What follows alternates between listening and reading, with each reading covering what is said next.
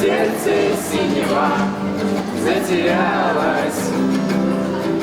Сәхнәгә чыгарга әле вакыт бар, шуңа да шәһәрнең 8нче мәктәп укучылары чираттагы репетициясен ясый. Олар Россиягә хезмәт итәм патриотик җырлар конкурсының мәктәп җиңүчеләре. Бүген бәйгенең район турында чыгыш ясаячаклар. Исполняем песню «Синеву». Будем исполнять на гитаре. Без гитарада уйнап, Синева җырын башкарачакбыз. Бу җыр хәрби десант гаскәрләренең гимны. Шуңа да махсус киемнәр кидек. Томашачы чыгышыбызның шатыр дип уйлыйбыз. Җыр бик матур һәм күңелгә үтеп керерлек. Сделать полный образ песни. Конкурсның төп шарты хәрби солдат җырларын башкару. Жюри катнашучыларга 2 номинация буенча бәя бирә: соло һәм вокал ансамбльләр. Төп критерийлар сәхнә образы, фонограмманың сыйфаты һәм башкару осталыгы. Участие детей, вы знаете, наводит на такие... Балаларның чыгышына карап шуны әйтергә була. Әзерлек бик яхшы.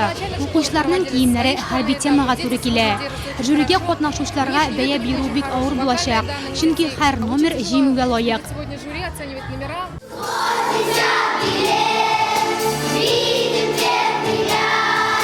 40 номер 300-дән артык катнашучы. Һәр команданың чыгышы аерым игътибарга лаек. Ваня һәм аның дуслары өчен берничә атналык әзерләнүләр артта. Уларның чыгышы тамам, хәзер яшь хәрбиләр нәтиҗә көтә. Мы исполняли песню. Без ватанны саклаучылар көне дигән җыр башкардык. Бик озак әзерләндек һәм сәхнәгә чыгар алдыннан нык дулкынландык. Хәрбиләргә шарга тырышып, махсус биретлар кидек. Бүген мәктәбебез донын якладык, чөнки без булачак ватанны саклаучылар.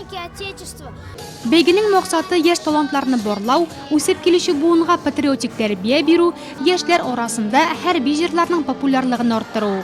Укучыларның тырышып чыгыш ясавына карасаң, оештыручылар үз дигәненә иреште.